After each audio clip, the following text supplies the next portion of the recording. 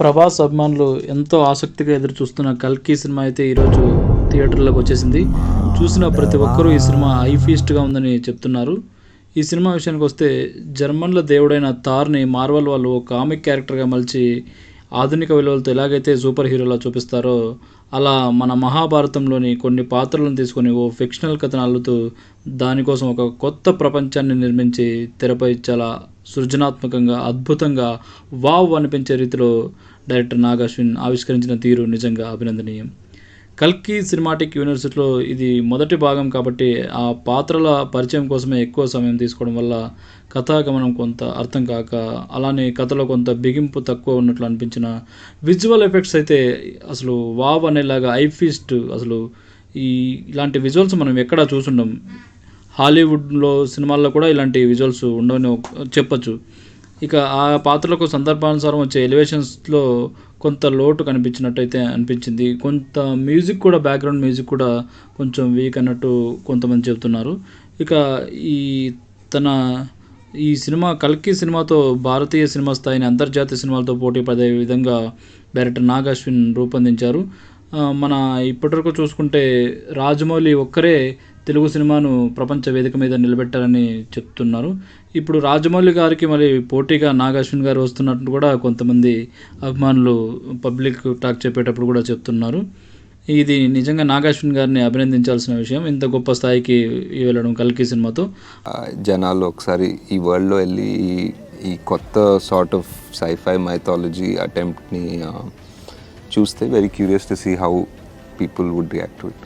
అలాగే ఈ సినిమాలో క్యారెక్టర్స్ చూసుకుంటే అశ్వత్థామగా అమితాబ్ బచ్చన్ గారు, అలాగే ప్రభాస్ గారి క్యారెక్టర్ భైరవ్ క్యారెక్టర్లు నిజంగా వాళ్ళిద్దరి మధ్య వచ్చే ఫైట్ సీన్స్ అయితే అసలు ఊహించని విధంగా ఉంటాయి.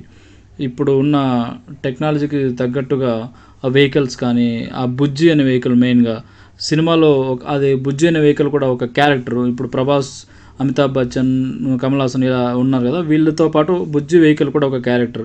ఆ బుజ్జికి మన Mahanati fame Keerthy Suresh voice over ఇవ్వడం దానికి ఇంకా స్పెషల్ అట్రాక్షన్ అని చెప్పొచ్చు దానికి. ఇక అవెంజర్స్ సినిమాలాగా మనకు ఆ తరహా కథా ప్రయత్నాలు జరగడం ఈ సినిమాతో అది ఒక సంతోషించదగ్గ విషయం అని కూడా చెప్పుకోవచ్చు. భవిష్యత్తులో ఈ కల్కి సినిమాటిక్ యూనివర్స్లో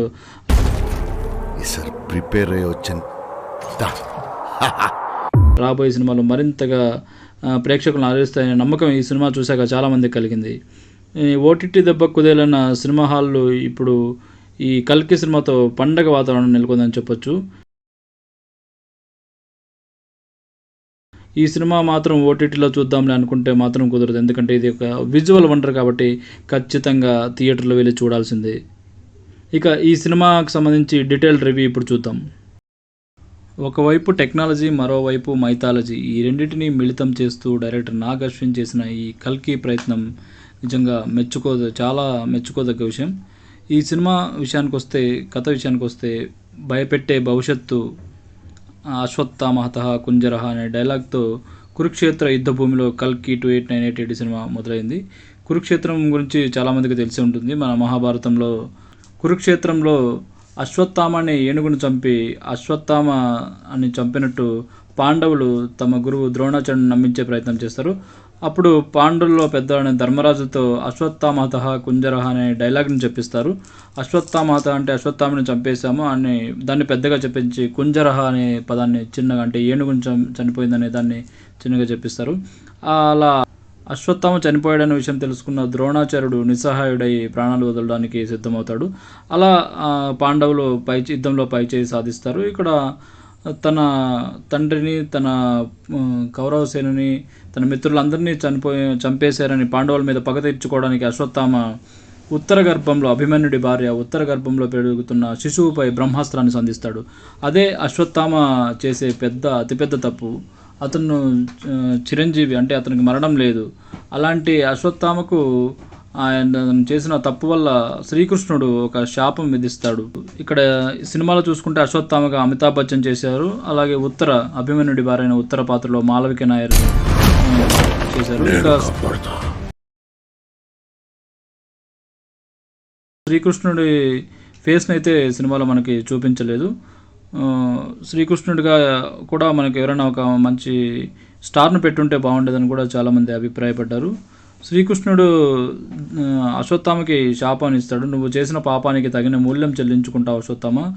గర్భంలోని పిండం పైన అస్త్రాన్ని సంధించావు కాబట్టి నీకు చావు అనేది లేకుండా నేను శాపం ఇస్తున్నాను. ఇది ఏంటంటే కలియుగాంతం వరకు నువ్వు కొండ కోణల్లో ఇలానే తిరుగుతావు. నీ శరీరం నుంచి చీము రక్తం స్రవిస్తాయి కానీ నీకు చావు మాత్రం రాదు అంటూ అశ్వత్థామకు శాపం విధించి అతని నుదుటి మీద ఒక మణి ఉంటుంది. ఆ మణిని తీసేసుకుంటాడు. అతనికి ప్రాయశ్చిత్తం కోసం అశ్వత్థామ కృష్ణుడిని ప్రాధాయపడినప్పుడు, సరే నీకు ప్రాయశ్చిత్తం చెప్తాను చూసుకో అంటూ, కలియుగంలో పాపం మితిమీరిపోయినప్పుడు, యాగాలు యజ్ఞాలు కూడా ఆగిపోయినప్పుడు గంగానదిలో, కాశీలోని గంగానదిలో చివరి బొట్టు కూడా ఎండిపోతుంది.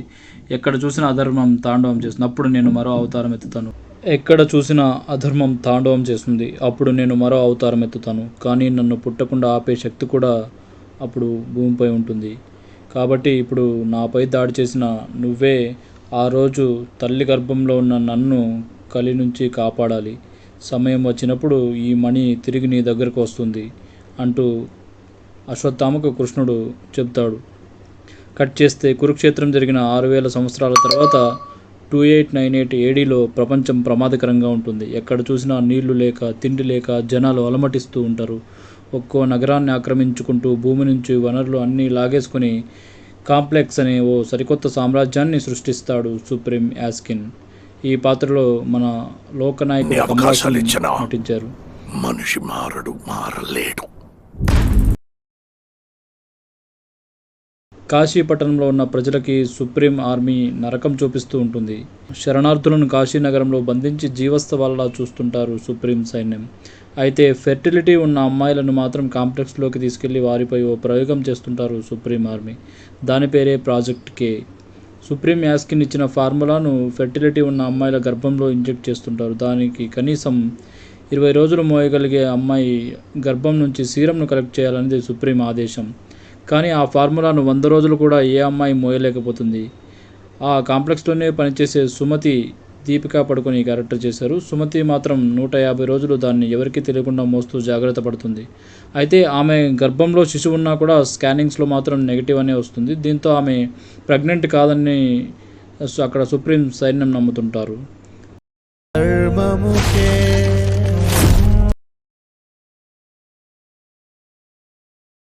మరోవైపు ఏదైనా బౌంటీ వస్తే దాన్ని పూర్తి చేసి యూనిట్స్ దాచుకుంటాడు భైరవ ప్రభాస్. ఎవరు ఎక్కువ యూనిట్స్ ఇస్తానంటే వారి వైపు పనిచేసే నిజాయితీ లేని యోధుడు భైరవ. ఎలాగైనా 1 మిలియన్ యూనిట్స్ సాధించి కాంప్లెక్స్లోకి వెళ్ళిపోవాలనేది భైరవ కోరిక. అంటే కాంప్లెక్స్లోకి వెళ్ళాలంటే 1 మిలియన్ యూనిట్స్ ఉండాలి. దీనికి తన కారు బుజ్జి సాయం చేస్తుంటుంది ప్రభాస్కు. అయితే ఇంకోవైపు రేపటి మంచి కోసం కాంప్లెక్స్ను ఎదిరించి పోరాటం చేస్తుంటుంది శంబల అనే రహస్యమైన నగరంలోని కొంతమంది. ఎప్పటికైనా భగవంతుడిని కనే అమ్మ అక్కడికి వస్తుందని వాళ్ళ నమ్మకం. ఇక ఒకరోజు సుమతి 150 రోజుల పాటు గర్భాన్ని మోసిందనే విషయం తెలుసుకున్న కాంప్లెక్స్ సైన్యం ఆమె నుంచి సీరంను తీసుకునేందుకు ప్రయత్నిస్తుంది. కానీ అక్కడి నుంచి తెలివిగా తప్పించుకున్న సుమతిని శంబల మనుషులు కాపాడి వాళ్ళ నగరానికి తీసుకెళ్లేందుకు ప్రయత్నిస్తారు. అయితే అంతకుముందే సుమతి నుంచి 1 డ్రాప్ సీరంను మాత్రమే కాంప్లెక్స్ సైన్యం తీసుకోగలుగుతారు. దీంతో ఆమెను తిరిగి తీసుకొస్తే ఊహించినంత యూనిట్స్ ఇస్తామని కాంప్లెక్స్ సుమతిపై బౌంటీ పెడుతుంది. దీంతో ఆమెను తిరిగి కాంప్లెక్స్కి తీసుకురావడానికి సుప్రీం సైన్యంలాగే భైరవ్ కూడా బయలుదేరుతాడు. ఎందుకంటే భైరవ్కు అక్కడ యూనిట్స్ అవసరం కాబట్టి ఆ యూనిట్స్ కోసం ఆమెను పట్టించాలి సుప్రీం సైన్యానికి అనే ఉద్దేశంతో భైరవ బయలుదేరుతాడు. అయితే భగవంతుడిని కడుపున మోస్తున్న తల్లిని కాపాడేందుకు సమయం ఆసన్నమైందన్న సూచన అశ్వత్థామకి సూచన వస్తుంది. సరిగ్గా అదే సమయంలో తన మణి కూడా అతని దగ్గరికి చేరుతుంది. దీంతో సుమతిని కాపాడేందుకు అశ్వత్థామ రంగంలోకి దిగుతాడు. మరి కాంప్లెక్స్ సైన్యం నుంచి అశ్వత్థామ ఒక్కడే సుమతిని రక్షించాడా? సుమతిని తిరిగి కాంప్లెక్స్లోకి తీసుకెళ్లి యూనిట్స్ సాధిద్దామన్న భైరవ కల నెరవేరిందా? సుమతిని ఎత్తుకెళ్లడానికి వచ్చిన భైరవ అశ్వత్థామ మధ్య ఎలాంటి పోరాటం జరిగింది? అసలు ఈ భైరవ ఎవరు? ఈ పోరాటంలో ఎవరు గెలిచారు? సుమతి భగవంతుడిని ప్రసవించిందా? ఇలాంటి ప్రశ్నలన్నిటికీ నాగ్ అశ్విన్ పార్ట్ 2లో క్లారిటీ ఇచ్చేందుకు సిద్ధమవుతున్నారు. కృష్ణుడు అవతారం తర్వాత దశావతారం కల్కి ఫస్ట్ హాఫ్ అయితే ఇక్కడి వరకే మనకు రివీల్ చేశారు. ఇక నాగ్ అశ్విన్ ఈ సినిమా అనేది ఆయన ఊహ, అసలు ఆయన ఊహకి యాడ్సప్ చెప్పాలి. ప్రస్తుత పరిస్థితులను సరిగ్గా అర్థం చేసుకుని పురాణాల్లో రాసున్న దానిపై పరిశోధన చేసి చాలా కష్టపడి 3 సరికొత్త ప్రపంచాలను నాగశ్విన్ ఈ సినిమా ద్వారా సృష్టించారు. ఆ నగరాల పేర్లే కాంప్లెక్స్, కాశీ, శంబాలా. ఇలా మూడు రకాలుగా ఉంటాయి. అయితే కొత్త ప్రపంచాన్ని ఆడియన్స్కు పరిచయం చేసేందుకు నాగశ్విన్ కాస్త ఎక్కువ సమయం తీసుకున్నారు. ఫస్ట్ హాఫ్ మొత్తం దాదాపు పాత్రల పరిచయానికే, అందులో ఉన్న నగరాలు, ఆ నగరాల్లో ఉన్న జనాల కష్టాల గురించి చూపించడానికే ఎక్కువ టైం తీసుకున్నారు. అక్కడక్కడ కాస్త సరదా సంభాషణలతో ఫస్ట్ హాఫ్ అయితే సాగిపోతుంది. ఇక మన కామెడీ బ్రహ్మానందం గారు చేసిన సీన్స్ కూడా కొంత సాగదీసినట్టుగా ఉంటాయి. అక్కడ అసలు బ్రహ్మానందం గారి క్యారెక్టర్ లేకపోతేనే ఈ సినిమాకి బెటర్ అని అనిపించేలా ఉంటుంది. ఎందుకంటే ఇది ఒక mythology sci-fi mixing cinema. Technology, mythology 2 mix అయ్యి వచ్చే సినిమా కాబట్టి అక్కడ ఆ కామెడీ లేకపోయినా కూడా మనకి ఇబ్బంది అనిపించదు. ఇంకా చూసేందుకు కొంచెం ఆసక్తిగా అనిపిస్తుంది ఆ సీన్ తీసేస్తే. ఇక ఇంటర్వెల్ ముందు ఓవైపు భైరవ, మరోవైపు అశ్వత్థామ మరో యుద్ధానికి సన్నద్ధం అవుతున్నారనే సంకేతాన్ని ఆడియన్స్కి ఇస్తూ ఓ హైప్ సీన్ అయితే అక్కడ పడింది. దీంతో ఆడియన్స్ను సెకండ్ హాఫ్లో భారీ యాక్షన్ చూసేందుకు నాగశ్విన్ ముందే రెడీ చేశారని చెప్పొచ్చు. ఇక సెకండ్ హాఫ్ చూసుకుంటే భైరవ, అశ్వత్థామ మధ్య జరిగే పోరాట సన్నివేశాలు నిజంగా గూస్ బంప్స్ తెప్పిస్తాయి. ఆడియన్స్కి మంచి హైప్ని ఇస్తాయి. చావు అనేదే లేని చిరంజీవి అయిన అశ్వత్థామను మోడర్న్ టెక్నాలజీ ఆయుధాలు ఉపయోగించి నియంత్రించాలని భైరవ్ చేసే పోరాటాలు ఎంతగానో ఆకట్టుకుంటాయి. ఇక సుమతిని తిరిగి కాంప్లెక్స్లోకి తీసుకెళ్లేందుకు భైరవ్ చేసే ప్రతి ఎత్తును చిత్తు చేస్తూ అశ్వత్థామ చేసే యాక్షన్ కూడా వేరే లెవెల్లో ఉంటుంది. క్లైమాక్స్లో అయితే ఎవరూ ఊహించని మరో స్థాయి ట్విస్ట్ను నాగశ్విన్ ఇచ్చారు. నిజానికి ఈ సినిమాకి ప్రధాన బలం చివరి 15 నిమిషాల్లో క్లైమాక్స్ అని చెప్పుకోవచ్చు. థియేటర్లో సంతోష్ నారాయణ ఇచ్చిన బ్యాక్గ్రౌండ్ మ్యూజిక్, ఆ సన్నివేశాలు చూసినప్పుడు గూస్ బంప్స్ వస్తాయి. ఇక క్లైమాక్స్లో పార్ట్ 2 గురించి హింట్ ఇస్తారని అంతా ముందే ఊహించారు. కానీ పార్ట్ 2 మాత్రమే కాదు, కల్కి సినిమాటిక్ యూనివర్సే ఉంటుందంటూ సర్ప్రైజ్ ఇచ్చి నాగశ్విన్ అందరినీ సర్ప్రైజ్ చేశారు. పార్ట్ 2 అంటే ఒక పార్ట్తో అయిపోతుందని అనుకోవచ్చు, కానీ ఇక్కడ సినిమాటిక్ యూనివర్సిటీ అని చెప్పారు కాబట్టి ఎన్ని పార్ట్స్ అయినా మనకి తీసుకోవచ్చు. ఇంకా కల్కి సంబంధించి పురాణాల్లోని మిగతా క్యారెక్టర్స్ కూడా తీసుకుని అందులో యాడ్ చేసుకుంటూ ఇంకా నాగశ్విన్ బ్రెయిన్లో ఇంకా ఎన్ని ఆలోచనలు ఉన్నాయో అసలు చూడాల్సి ఉంటుంది. ఇక ఈ సినిమాలో తెలిసిన క్యాస్టింగ్ ఒక ఎత్తు అయితే సీక్రెట్గా ఉంచిన పాత్రలు కూడా చాలా ఉన్నాయి. విజయ్ దేవరకొండ, దుల్కర్ సల్మాన్, మృణాల్ ఠాకూర్, రాజమౌళి, ఆర్జీవి, ఫరియా అబ్దుల్లా, అనుదీప్, ఇలా వీరందరినీ ఊహించని టైంలోనే సినిమాలో చూపిస్తారు నాగశ్విన్. ఇందులో ఎవరు ఏ పాత్రలో కనిపించారనేది మాత్రం సస్పెన్స్గా ఉండటమే మంచిది. ఎందుకంటే సినిమా చూసే వాళ్ళకి ఆ ఫీల్ పోకూడదు కాబట్టి.